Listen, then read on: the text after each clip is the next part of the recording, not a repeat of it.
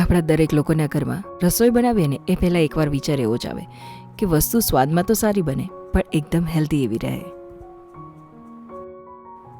અને રાગી તો બહુ જ ગુણકારી, તો દરેક લોકોએ એનો ખોરાકમાં ઉપયોગ તો કરવો જ જોઈએ. તો આજે આપણે રાગીની ઇડલી અને સાથે એકદમ ટેસ્ટી એવી ટમેટાની ચટણી તૈયાર કરશું. અને આ તો વળી આપણે ઇન્સ્ટન્ટ બનાવશું, તો લંચમાં કે ડિનરમાં અને ખાસ કરીને ટિફિન માટેનો તો આ બેસ્ટ ઓપ્શન. તો આ તો આપણે ઇન્સ્ટન્ટ રાગીની ઇડલી બનાવીએ છીએ. તો 1 કપ જેટલો રાગીનો લોટ અને સાથે 1 કપ જેટલી સોજી ઉમેરી દઈશ.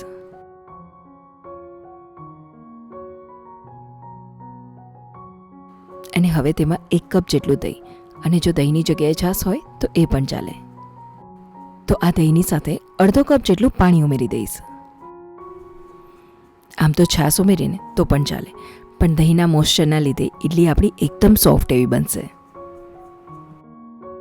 અને હજુ પણ થોડા પાણીની જરૂર લાગીને તો ફરી અડધો કપ જેટલું એડ કર્યું. તો આમ જોઈએ ને તો ટોટલ 1 કપ જેટલું દહીં અને 1 કપ જેટલું આપણે પાણી ઉમેરી દીધું. અને તેને 10 મિનિટ માટે સાઈડ પર રાખી દેશું. અને આ બાજુ ટમેટાની એકદમ ટેસ્ટી એવી ચટણી તૈયાર કરી લઈએ. તો તેલ ગરમ થાય ને એટલે જીરું અને આખા દાણા એડ કરવાથી આ ચટણીના ટેસ્ટમાં તો બહુ વધારો થશે. અને ત્યારબાદ 10 થી 12 નંગ જેટલી લસણની કળીઓ ઉમેરીને તેને થોડું સાતળી લેશું. અને લસણ સતળાઈ જાય ને પછી અહીંયા 2 નંગ જેટલી ડુંગળીને રફલી ચોપ કરેલી હતી એ ઉમેરી દઈશ. અને સાથે તીખાસ મુજબ લાલ મરચાં, તો અહીંયા તો મેં કાશ્મીરી 3 થી 4 નંગ જેટલા મરચાં ઉમેર્યા. અને 2 થી 3 નંગ જેટલા ટમેટા એડ કરી દઈશ. અને સાથે થોડું મીઠું ઉમેરીને બધું જ એકદમ મીડિયમ ગેસે ફ્લેમ ઉપર ચડવા દેશું. અને આને તો કંઈ ચડતા વાર નહીં લાગે, બસ ખાલી 5-7 મિનિટ. તો બસ અહીંયા તો ટમેટા અને ડુંગળી એકદમ સરસ ચડી ગયા છે. તો ગેસની ફ્લેમ બંધ કરીને એને થોડું ઠરવા દેશું. અને થોડું ઠરે ને પછી એને મિક્સર બાઉલમાં એડ કરી દેશું.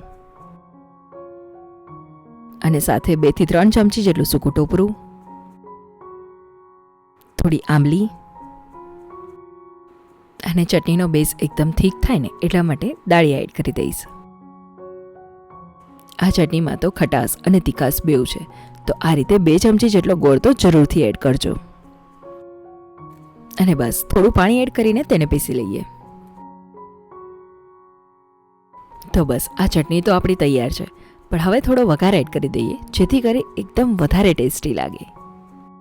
તો થોડું તેલ, રાઈ અને લીમડો, બસ આ વઘારને આપણે ચટણીમાં ઉમેરી દઈશું. તો અહીંયા આપણી ચટણી તૈયાર છે. હવે ઘણીવાર કેવું થાય કે કોઈ વાર ઉતાવળમાં કે પછી ટિફિનમાં જ્યારે બનાવી હોય ને તો એટ એ ટાઈમ બનાવી એના કરતાં આ ચટણીને 1-2 દિવસ સુધી ફ્રીજમાં કંઈ જ નથી થતું, બનાવીને મૂકી દો તો પણ ચાલે. આ બાજુ લોટ પણ આપણો એકદમ સરસ ફૂલાઈ ગયો છે. અહીંયા તો બેટરમાં જો થોડા પાણીની જરૂર લાગે ને તો ઉમેરવું.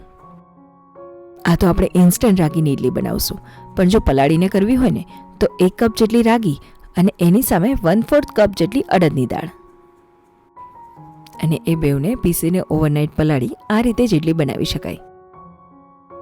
અને હવે તેમાં થોડા શાકભાજીમાં કોથમીર અને છીણેલું ગાજર ઉમેરી દીધું.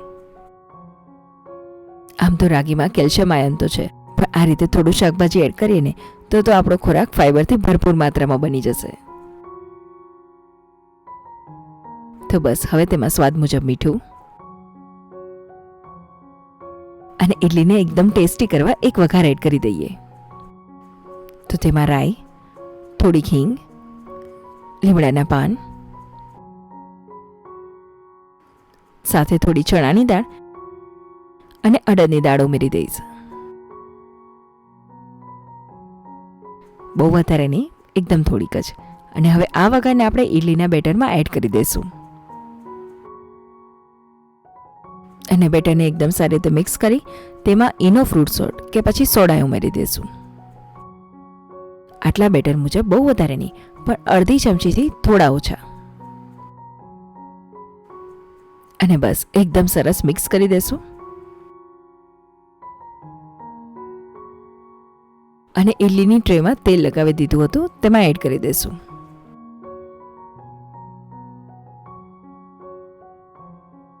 આમ તો અગાઉ પાણી ગરમ કરવા રાખી દીધું હતું, એટલે કે પાણી તો થોડું ગરમ થઈ ગયું છે. તો હવે આપણે એને 15 મિનિટ માટે આ ઇડલીને ચડવા દઈશું. તો બસ 15 મિનિટ જેવું થાય એટલે એકવાર ચેક કરી લઈએ. તો ઇડલી તો આપણી અહીંયા તૈયાર છે. અને હા, ઇડલી થોડી ઠરે ને પછી જ તેને સ્ટેન્ડમાંથી ઉખાડવાની. તો બસ અહીંયા તો આપણી એકદમ જાળીદાર એવી ઇડલી બનીને તૈયાર છે. તો બસ આ રીતની રાગીની રેસિપી તો જ્યારે વેઇટ લોસ કરતા હોય, ડાયાબિટીસ હોય અને સ્પેશિયલી જ્યારે બાળકો માટે કંઈ ટિફિનમાં બનાવી દેતા હોય ને, તો કેલ્શિયમથી ભરપૂર એવી આ રેસિપી જરૂરથી બનાવજો. વળી બનાવવામાં પણ એકદમ ઇઝી. તો આવી જ હેલ્ધી રેસિપીઝ માટે જરૂરથી આ ચેનલને સબસ્ક્રાઈબ કરજો. ખૂબ ખૂબ આભાર.